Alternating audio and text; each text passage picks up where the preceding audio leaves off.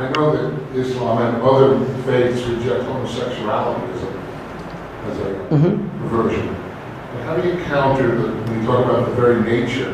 We all know people that are born as children. You see them acting feminine, they're boys. Acting Femininity. They make no choice. They just from little kids, you can tell. Femininity is not, there's nothing, it's not encouraged for a male. But a ma'boon is mentioned in the books of fiqh, a feminine person.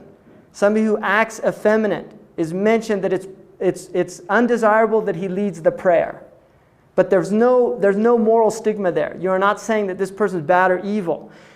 When that person makes a choice to transgress boundary. Now, see, the thing is here, the idea of impulse. You know, I don't know because I haven't been, you know, that's not my experience of the world, right? I've been attracted to the opposite sex. That does not mean that I don't recognize a handsome man if I see them. I think it's natural for us to recognize beauty, right? There's an attraction to beautiful people, whether it's a male or a female. I think that's quite normal. From the Islamic perspective, if there is an impulse, then what is demanded of the individual is that they suppress that. So, from the Muslim point of view, if a person does have homosexual impulses or desires, which obviously there are people that have that, the Muslims would say that that is the same as having somebody having an impulse to steal.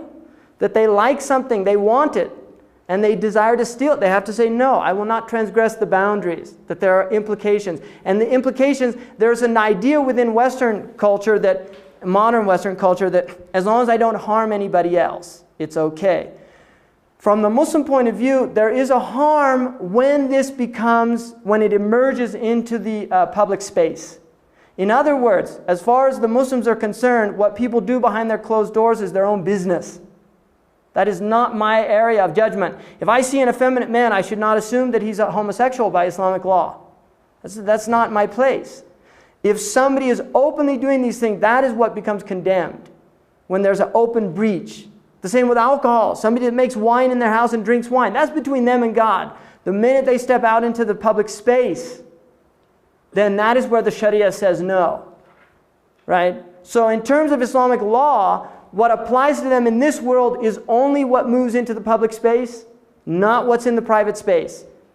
But in terms of the next world, we believe that God takes people to account for the public and the private space. So that's really the way I think the Muslims would look at it. And the Prophet said that from my community there will be different types of homosexuality. He said there will be homosexuality of the glance, and homosexuality of touch, and then homosexuality of the action. It's in the hadith, yeah. And it's also considered one of the signs of the end of time that, and I'm going to talk about when we get to the end of time, with homosexuality and lesbianism become very prevalent according to the Prophet Muhammad. It is one of the signs of the end of time. And he actually said that men would marry men and women would marry women. That is in one of the hadiths. Now,